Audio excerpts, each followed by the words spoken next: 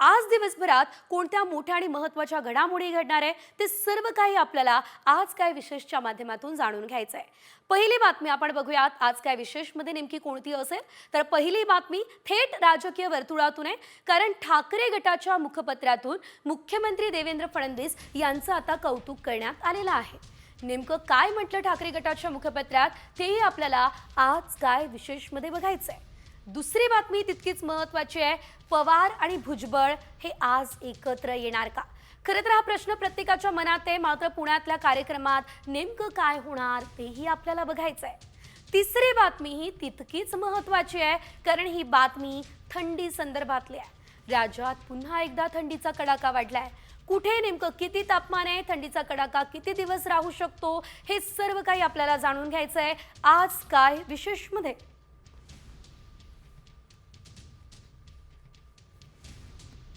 तर आज काय विशेष मधल्या या तिन्ही मोठ्या आणि महत्त्वाच्या बातम्यांचा आता घेऊयात सविस्तर आढावा। सुरुवातीला बातमी थंडी संदर्भातली। राज्यातील गायब झालेली थंडी आता पुन्हा एकदा परतलेली आहे। विदर्भासह उत्तर महाराष्ट्रात किमान तापमानाचा पारा 10 अंशांच्या खाली घसरलाय। तर आज राज्याच्या किमान तापमानात 3 ते 4 अंशांची घट होण्याचा अंदाज हवामान विभागाने आता वर्तवलेला आहे। याशिवाय काल नागपूरमध्ये राज्यातील निचांकी तापमानाची नोंद झालेली आहे, ते म्हणजे 8.8 अंश तापमान। धुळे, गोंदिया, भंडारा या ठिकाणी मात्र किमान तापमान 10 अंशांखाली गेलेलं आहे। त्यामुळे एकंदरीत आपण बघितलेलं होतं, उकाडा खरं तर जाणवण्यास सुरुवात झालेली होती, मात्र आता पुन्हा एकदा थंडीचा कडाका जो आहे तो जाणवणार असल्याचं बघायला मिळतंय। याआधी सुद्धा आपण पाहिलं होतं, नवीन वर्षामध्ये सुरुवातीलाच थंडीची चाहूल जाणवणार असं हवामान विभागानं सांगितलं होतं। नागपूरमध्ये तापमान 9 आहे, वर्ध्यामध्ये तापमान 10 अंश सेल्सिअस इतकं आहे। गोंदियामध्ये 10, अहिल्यानगरमध्ये 11 तापमान आहे। राज्यात पुन्हा एकदा थंडीचा कडाका जाणवतोय, आपण पाहतोय। चंद्रपूरमध्ये 12 आणि अमरावतीमध्ये सुद्धा 12 इतकं तापमान आज बघायला मिळत आहे। सकाळपासून पुण्यात 12 तर बीडमध्ये 13 अंश इतक्या तापमानाची नोंद झाली। तर महाबळेश्वरमध्ये 13 आणि संभाजीनगरमध्ये 14 इतक्या तापमानाची नोंद झालेली आहे। नागपूरमध्ये 9, वर्ध्यामध्ये 10 इतकं तापमान आहे।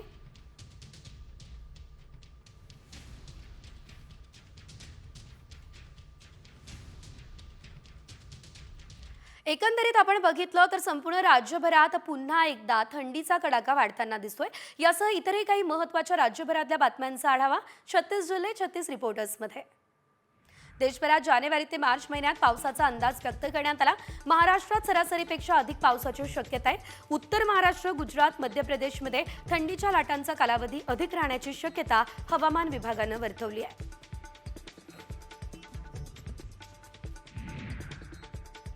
तुळजापुरात शेतकऱ्यांच्या खरबूज फळबागांना ढगाळ वातावरण आणि करप्या रोगाचा फटका बसला। महावितरणच्या भोंगळ कारभारामुळे पुरेसं पाणी मिळालं नाही, त्यामुळे खरबूज शेती मातीमोल होण्याची वेळ आली आहे। शेतकरी मात्र हतबल झालाय।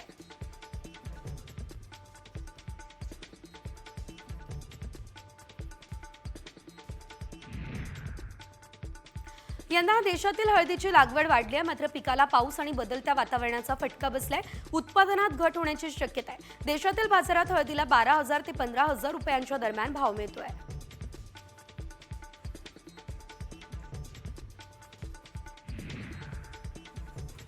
अवकाळी पावसाचा फटका द्राक्ष पिकाला बसला, त्यामुळे आता हंगाम लांबणीवर गेलेला आहे। डिसेंबर महिना उलटून गेला तरी देखील बाजारात द्राक्षांची हवी तशी आवक झालेली नाही, त्यामुळे द्राक्ष प्रेमींना पुढचे काही दिवस अजून प्रतीक्षा करावी लागेल असं व्यापाऱ्यांकडून सांगण्यात येत आहे।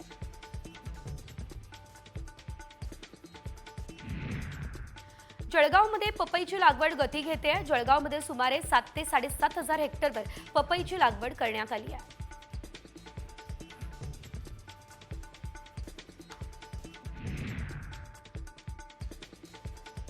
वातावरणात प्रचंड प्रदूषण आणि हवेची गुणवत्ता घसरली, त्यामुळे चिकू बागायतीमध्ये उत्पादनात प्रचंड घट झाली।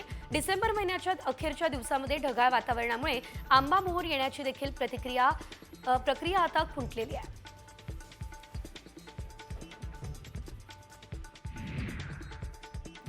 नांदेड विभागात ऊस गाळपाला गती आली आहे। जिल्ह्यातील 28 साखर कारखान्यांनी शुक्रवार अखेर 34,77,000 टन ऊसाचं गाळप केलं, तर 29,82,000 क्विंटल साखरेचं उत्पादन सुद्धा करण्यात आलेलं आहे।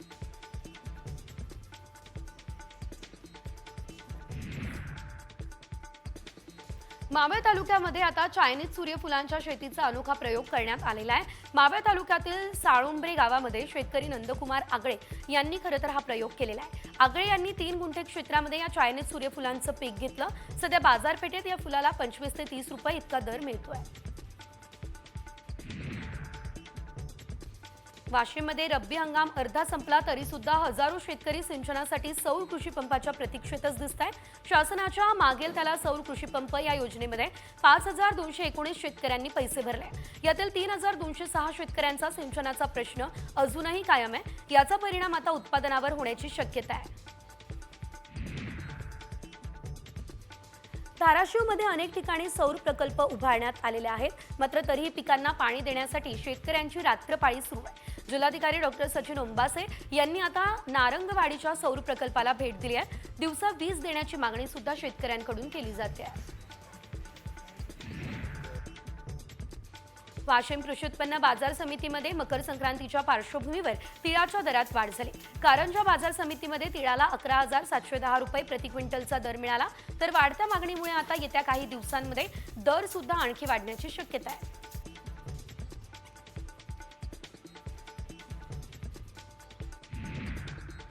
नाशिकमध्ये बदलत्या वातावरणाचा फटका द्राक्ष बागांना बसतोय। या पार्श्वभूमीवर नाशिकच्या आता विंचूरमधील शेतकरी महेश जाधव यांनी जुन्या साड्यांचं आच्छादन संपूर्ण द्राक्ष बागेवर केलंय। ऊन आणि थंडीपासून बागेचं संरक्षण व्हावं यासाठी शेतकऱ्यानं ही शक्कल लढवली असल्याचं पाहायला मिळतंय। त्याचा फायदा आता शेतकऱ्याला होताना दिसतोय। यवतमाळमधल्या भाजी मंडईमध्ये टोमॅटो आणि वांग्याला 40 पैसे इतका दर मिळताना दिसतोय। यामुळे आता शेतकऱ्यावरती भाजीपाला थेट फेकून देण्याची वेळ आली आहे। टोमॅटो वांगी विक्रीतून उत्पादन खर्चही निघत नाही, त्यामुळे शेतकरी आर्थिक अडचणीत सापडलाय।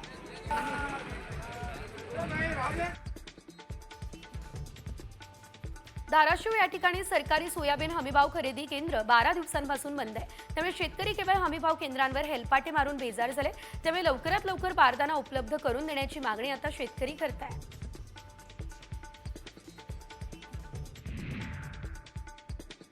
शहरातील मुख्य बाजारपेठ संक्रांतीसाठी सज्ज होताना दिसते। या निमित्त बाजारात तिळाला मोठी मागणी आहे। पावसामुळे तिळाचं पीक चांगलं आलंय, त्यामुळे भाव सुद्धा सामान्यांना परवडणार आहे। संक्रांत गोड होईल अशी प्रतिक्रिया व्यापाऱ्यांकडून दिली जाते।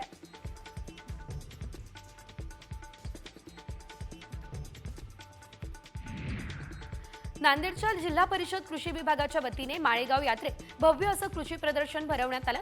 या कृषी प्रदर्शनामध्ये 103 स्टॉल लावण्यात आले। यासोबतच जिल्ह्यातील कृषीनिष्ठ 16 शेतकऱ्यांचा सन्मान आणि फळभाजीपाला शिवाय मसाला पिकं स्पर्धा देखील घेण्यात आली।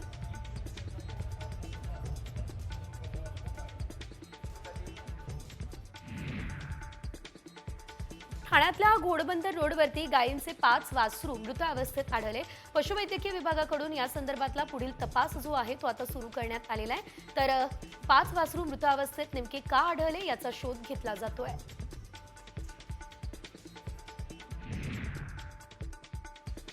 खारघर सेक्टर 16 मधील खाडीलगत असणाऱ्या वस्तुविहार सोसायटीच्या शौचालयात कोल्हा लपून बसल्याची धक्कादायक घटना घडली आहे। तर वन विभागाला याची माहिती देताच कोल्ह्याला जेरबंद करत पनवेलमधील जंगलात सोडून देण्यात आलं। नागरिकांनी सुटकेचा निश्वास त्यामुळे सोडला।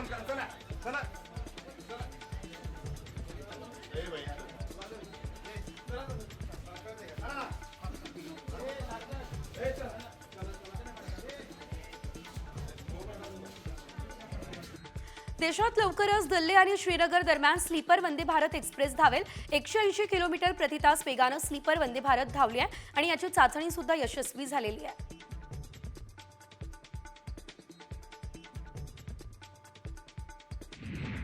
पश्चिम रेल्वेवर नवीन वेळापत्रकाची अंमलबजावणी सुरू झाली। प्रवाशांच्या सोयीसाठी 11 नवीन गाड्यांची सुरुवात करण्यात आली आहे। 3 गाड्यांचे सुपरफास्टमध्ये रूपांतर करण्यात आले। 8 गाड्यांचा विस्तार करण्यात आलाय। तर पश्चिम रेल्वेने गाड्यांच्या गतीत वाढ करून प्रवाशांच्या वेळेची बचत केली आहे।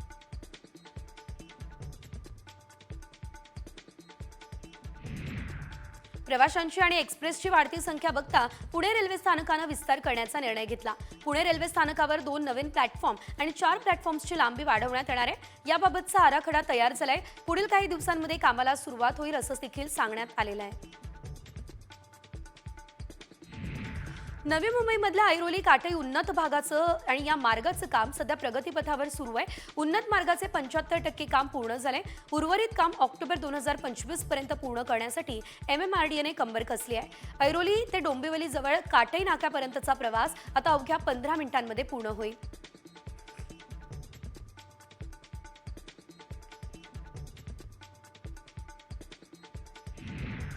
पुणे लोणावळा मार्गावरील कामशेत तळेगाव दरम्यान पुलाच्या कामानिमित्त विशेष पॉवर ब्लॉक घेण्यात येणार आहे. तर 5 जानेवारीला हा विशेष ब्लॉक घेतला जाईल. सकाळी 11 ते दुपारी 3:35 हा ब्लॉक असेल. या वेळेत अप आणि डाऊन मार्गावरील रेल्वे गाड्या 15 ते 30 मिनिटांचा ब्लॉक घेणार आहेत.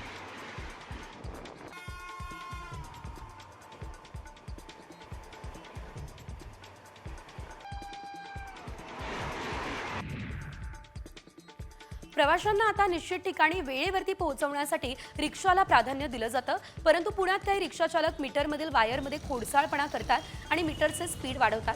त्यामुळे 50 रुपयांच्या प्रवासासाठी 70 ते 80 रुपये मोजावे लागतात.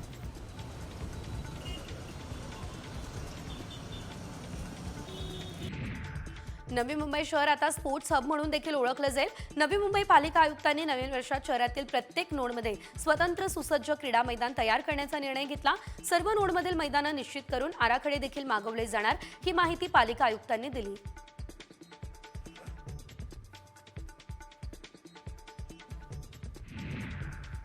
आणि यानंतर बघूयात ग्रामसेवकांसाठी एक मोठी आणि महत्त्वाची बातमी. कारण ग्रामसेवकांना आता बायोमेट्रिक हजेरी लागू करण्यात येणार आहे. राज्य सरकारने या संदर्भात पुन्हा एकदा सूचना सुद्धा जारी केली असल्याचं बघायला मिळत आहे.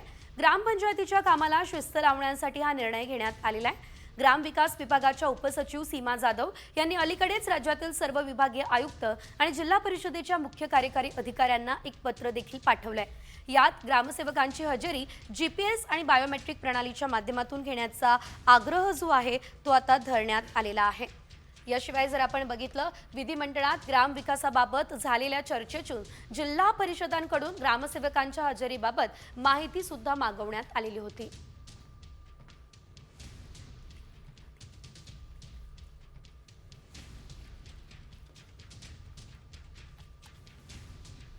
आणि यानंतर पुढे घेऊयात उर्वरित बातम्यांचा वेगवान आढावा. बृहन्मुंबई महानगरपालिकेत 10वी पास असणाऱ्यांना नोकरीची संधी आहे. पुरुष आणि महिला होमगार्डच्या 2771 जागा भरण्यात येणार आहे. या भरती संदर्भातील जाहिरात प्रसिद्ध झाल्या आहे. 10 जानेवारीपर्यंत अर्ज करता येणार आहे. सविस्तर जाहिरात महापालिकेच्या अधिकृत संकेतस्थळावरती देण्यात आलेली आहे.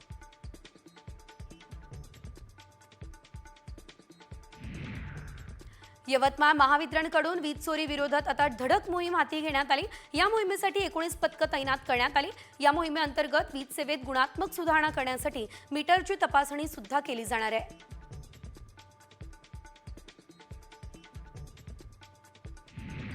यवतमाळ जिल्ह्यात 113 शस्त्र परवान्यांचं नूतनीकरण करण्यात आलेलं नाही. या परवान्यांची चौकशी होणार आहे. आत्मसंरक्षणासाठी हे शस्त्र परवाने देण्यात आले. या शस्त्र परवान्यांची मुदत 31 डिसेंबरलाच संपली आहे.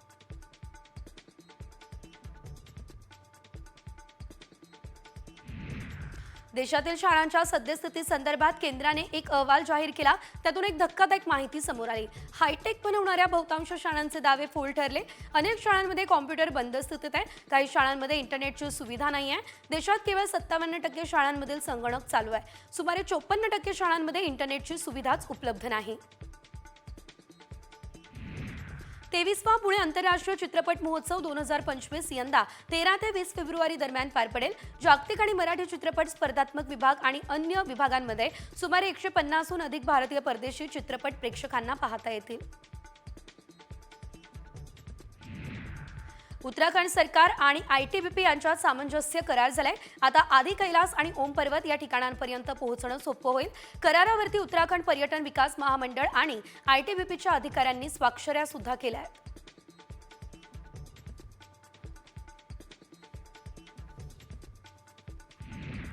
महानगर गॅसच्या मुख्य गॅस वाहिनीचे दुरुस्तीचे काम हाती घेण्यात येणार आहे. त्यामुळे डोंबिवली शहराच्या विविध भागाला होणारा महानगर गॅसचा पुरवठा 8 जानेवारीला बंद असेल. महानगर गॅसच्या कर्मचाऱ्यांनी पूर्वसूचना पत्राद्वारे ही माहिती नागरिकांना दिली आहे.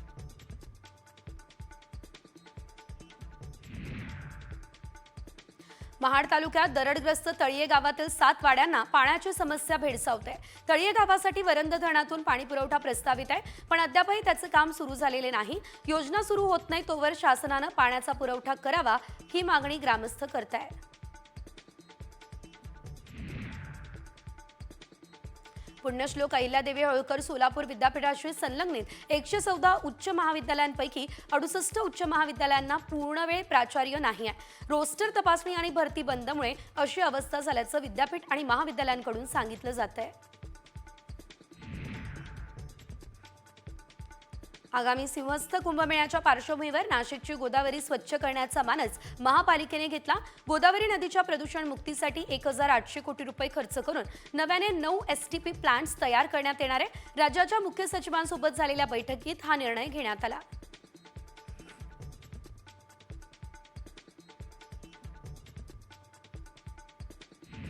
अमृत योजनेअंतर्गत कल्याण डोंबिवलीसाठी 359 कोटींच्या पाणीपुरवठा योजनेला उपमुख्यमंत्री एकनाथ शिंदेंनी मान्यता दिली. त्यामुळे नव्याने समाविष्ट 27 गावांना सुरळीत पाणीपुरवठा होणार आहे. यावेळी शिंदेंनी दिलेला शब्द पूर्ण केल्याची भावना नागरिकांनी व्यक्त केली.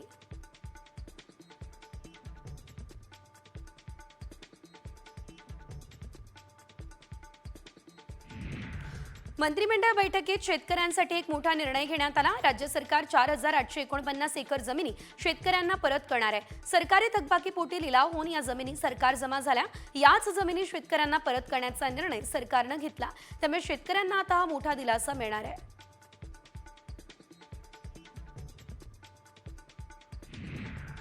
बहिणीकडे आता कार आणि नोकरी असेल तर ती बहीण लाडकी नसेल, कारण सरकारने लाडक्या बहिणींच्या अर्जांची छाननी करण्यास सुरुवात केली. 2.5 लाखांचं उत्पन्न असणाऱ्यांना फक्त योजनेचा लाभ मिळेल. असं असलं तरी ही छाननी सरसकट होणार नाही, असं मंत्री तटकरेंनी सांगितलं.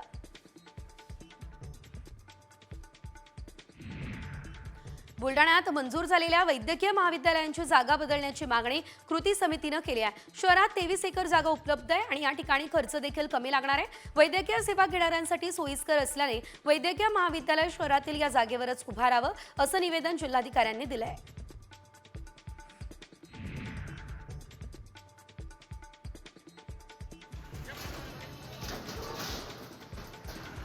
लातूरच्या उदगीर शहरात नवीन वर्षाच्या सुरुवातीला उदगीर महानगरपालिकेने अतिक्रमणावर बुलडोजर चालवला.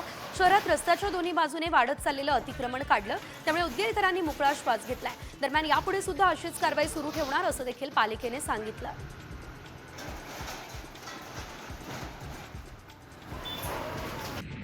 सांगलीच्या मध्यवर्ती सहकारी बँकेने वर्षभरात थकीत कर्जदारांवर कारवाई केलेली आहे. यात थकबाकीदार 9 संस्थांवर कारवाई करत आहे आणि आतापर्यंत 130 कोटी 47 लाख रुपयांची कर्ज वसुली करण्यात आली आहे. बँकेकडून मार्च अखेरपर्यंत 100 कोटी वसुली होण्याचं देखील सांगण्यात आलेलं आहे.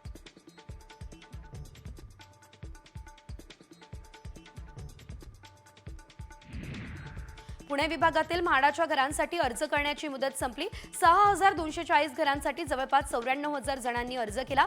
28 जानेवारीला सोडतीचा कार्यक्रम होणार आहे. तब्बल 113 कोटींची अनामत रक्कम आता जमा झाली आहे.